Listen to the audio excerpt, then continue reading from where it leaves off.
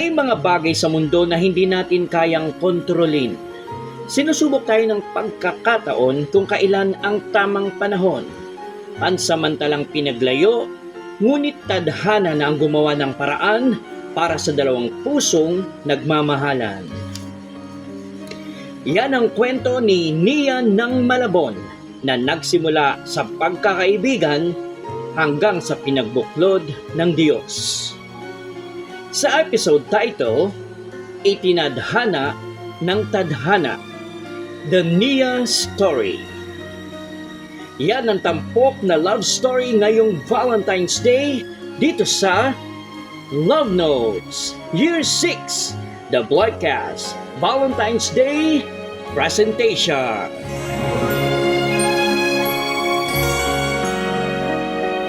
Magandang araw sa iyo, Papa Clark, at ako po si Nia ng Malabon. Taong 2013, nagtrabaho ako sa Cebu. Isang panahong abala ang buhay ko sa trabaho at pangarap. Doon ako ipinakilala ng driver namin sa kanyang anak. Sa simula, simple lang ang lahat.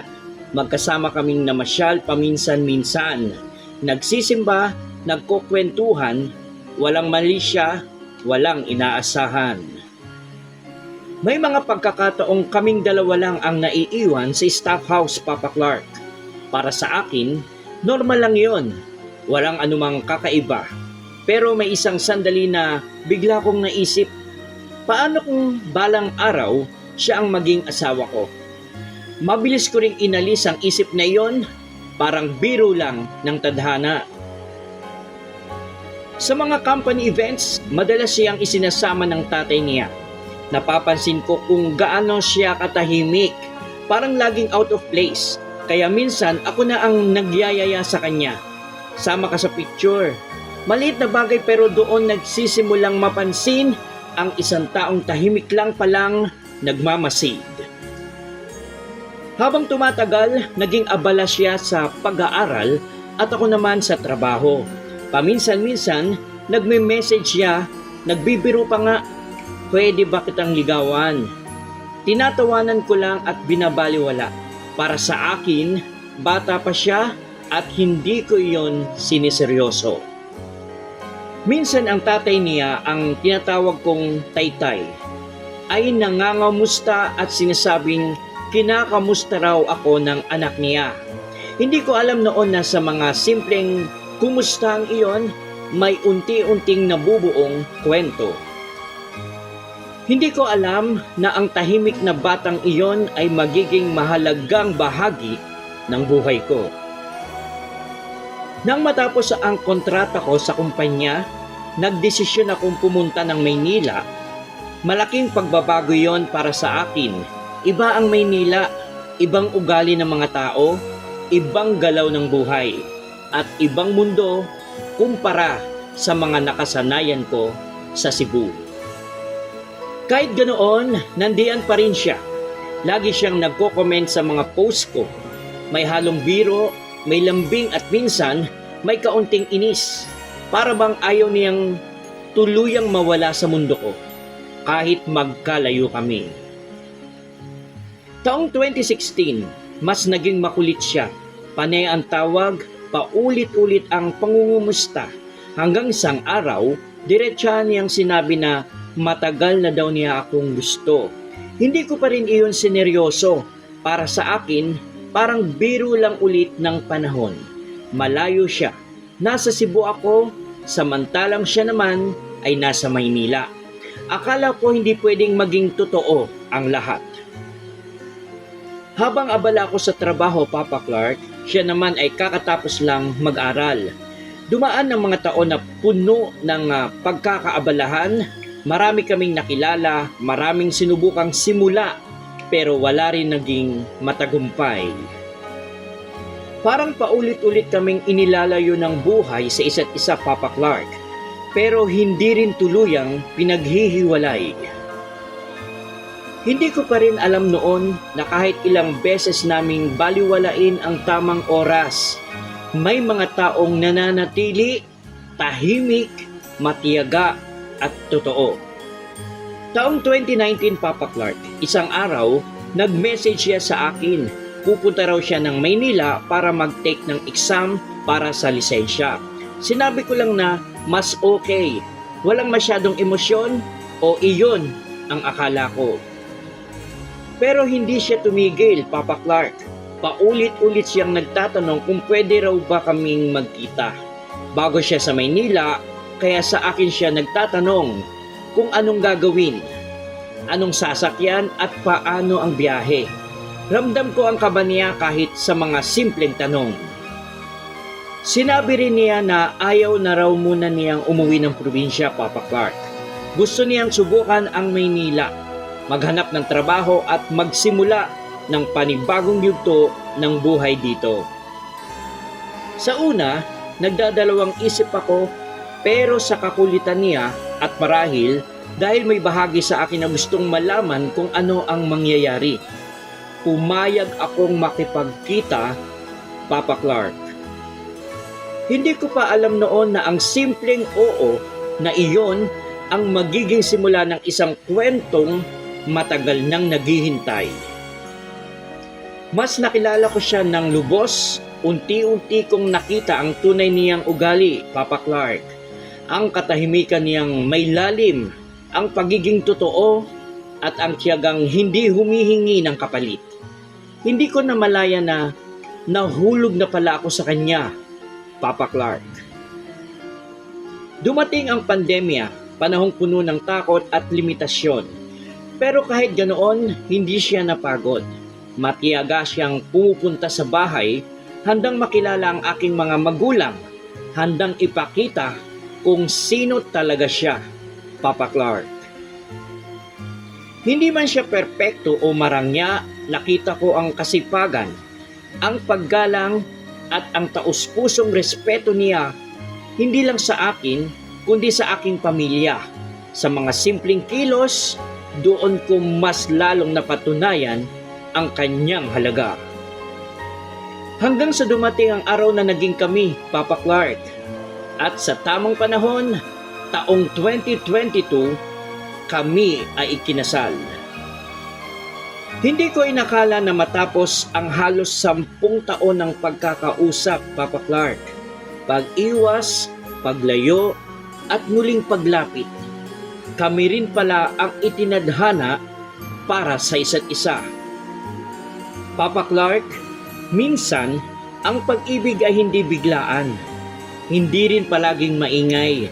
Minsan, ito ay tahimik, matiyaga at marunong maghintay hanggang sa tamang oras.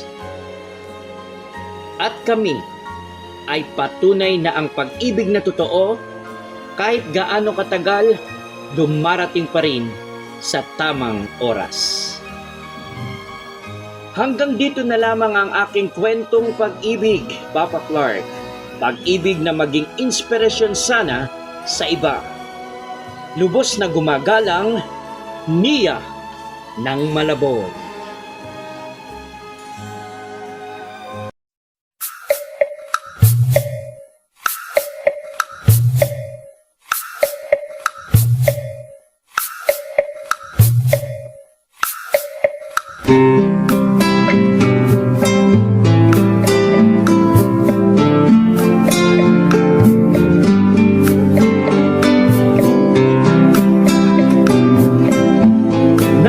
Requested song ni Nia ng Malabon.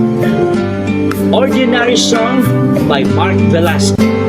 Just an ordinary song to a special girl like you, from a simple guy who's so in love with you. I may not have much to show, no diamonds that glow, the limousines to take you where you go. But if you ever find yourself tired of all the games you play, when the world seems so unfair, you can count say, just take some time to lend an ear to this ordinary song. Just an ordinary song to a special girl like you, from a simple guy who's so in love with you. I don't even have the lips to make you glance my way. The clothes I wear may just seem so absurd, but deep inside of me is you. You give life to what I do. All those years may see you through, still I'll be waiting here for you. If you have time, please lend an ear to this ordinary song. Just an ordinary song to a special girl like you, from a simple guy who's so in love with you.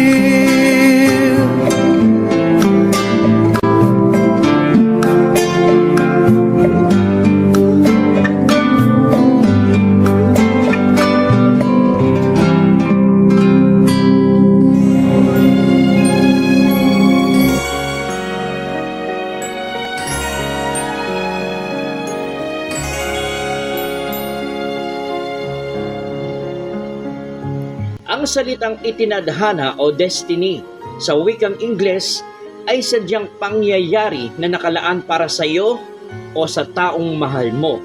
Mga pangyayaring dumarating bigla sa ating buhay. Tunay ng pag-ibig ang nararamdaman ninyo para sa isa't isa. Ngunit nagawa ninyong ipagpatuloy ang inyong nasimulan.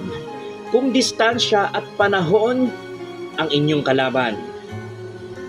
Madalas ang pag-ibig ay nasa paglalaan ng oras sa isa't isa, sa mga matatamis na salitang binibitiwan, at sa iba't iba pang mga paraan para maipakita natin ang ating pagmamahal.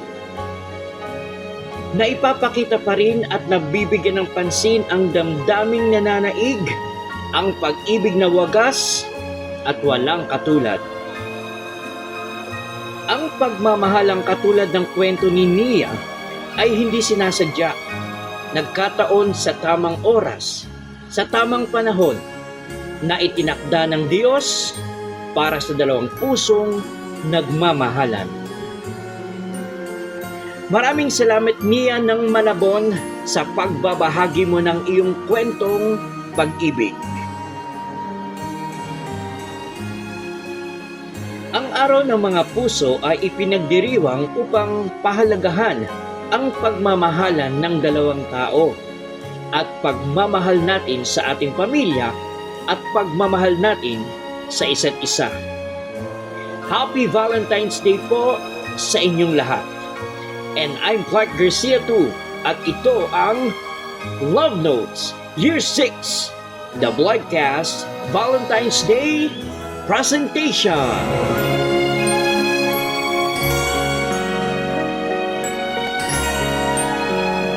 Punong-puno ng puso ang Pebrero on the Bloodcast. Boom na boom ngayong 2026.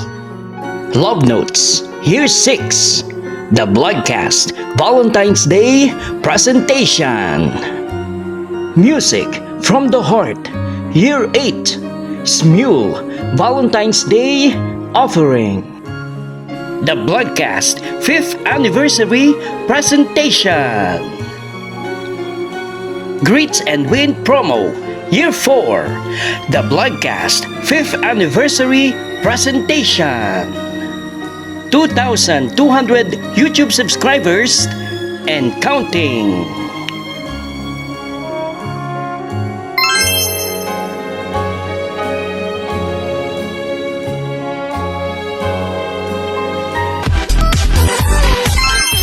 The Broadcast, my official YouTube channel.